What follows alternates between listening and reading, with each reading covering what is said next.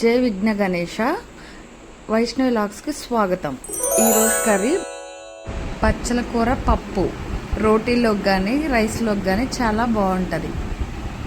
దీని తయారీ విధానం చూద్దాం. వాటికి ఏమేమి కావాలంటే బచ్చల కూర, 2 టమాటా, 3 పచ్చిమిర్చి, 1 ఆనియన్, చింతపండు. పొయ్యి అంటించుకొని కందిపప్పుని కొంచెం లైట్గా వేయించుకోవాలి. ఇలా కూడా ప్రిపేర్ చేసుకోవచ్చు, కానీ మనం వేయించుకున్న పప్పు ఏంటంటే మన చేలో పండించుకున్న కందిపప్పు లాగా టేస్టీ ఉంటుంది అనమాట. కొంచెం వేయించుకుంటే లైట్గా బ్రౌన్ కలర్ వచ్చేలాగా వేయించుకుంటే కొంచెం టేస్టీగా ఉంటుంది అనమాట. చూస్తున్నారు కదా, ఇలాగా వేయించుకోవాలి. పప్పు చాలా కందిపప్పులో నుంచి మంచి అరోమా వచ్చేలాగా ఇలా వేసుకోవాలన్నమాట. మంచిగా ఆ స్మెల్ అనేది వచ్చేలాగా వేపుకోవాలన్నమాట. చూసారు కదా, ఇలాగా అరోమా బయటకు వచ్చేలాగా కందిపప్పు కొంచెం లైట్గా వేయించుకోవాలన్నమాట. వేయించుకున్న తర్వాత స్టవ్ కట్టేసి ముందుగా కడుక్కొని పెట్టేసుకుందాం. రండి, పెట్టుకున్న బచ్చల కూర,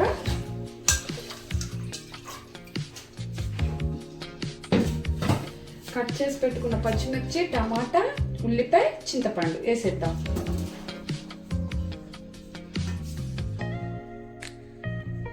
కొంచెం జీలకర్ర వేసుకోవాలి. చిటికెడ అంటే చిటికెడ పసుపు వేసుకోవాలి.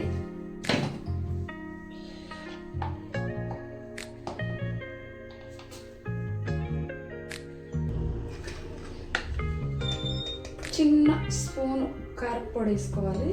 కారం వేసుకోవాలి.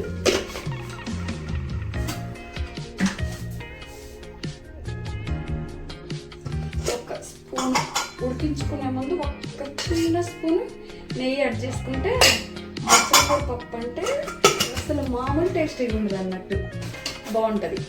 ఒక్కసారి ఇలా ట్రై చేయండి.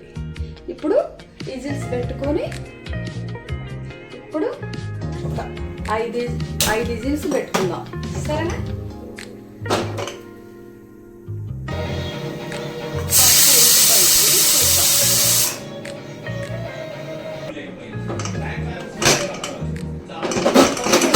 లేదా చూసుకుందాం. పప్పు ఉడికిపోయింది, మెతుకుందాం. పప్పు ఉడికిపోయింది కదా, మెతుకుందాం.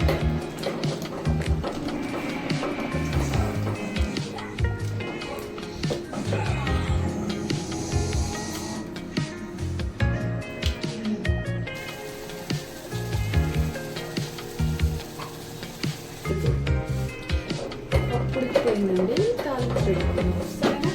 తాలింపు కావాల్సిన పదార్థాలు: ఎల్లిపాయ, తాలింపు గింజలు, ఎండుమిర్చి, కరివేపాకు, ఇంగువ. మళ్ళీ స్టవ్ వెలిగించుకొని గిన్నె పెట్టుకొని టేస్టీగా ఉంటుంది.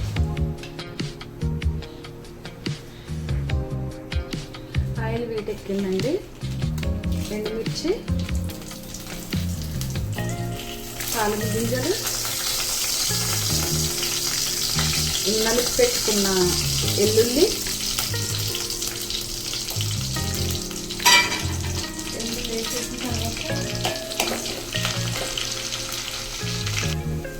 కొంచెం ఇంగువ,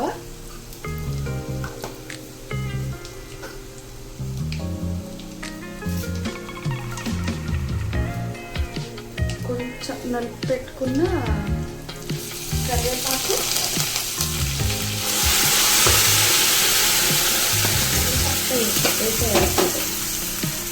ఉడకబెట్టుకునేటప్పుడైనా తాలింపు వేసేటప్పుడైనా సాల్ట్ వేసుకోలేదు కదా, మీ టేస్ట్కి తగ్గట్టు కొంచెం సాల్ట్ వేసేసుకోండి.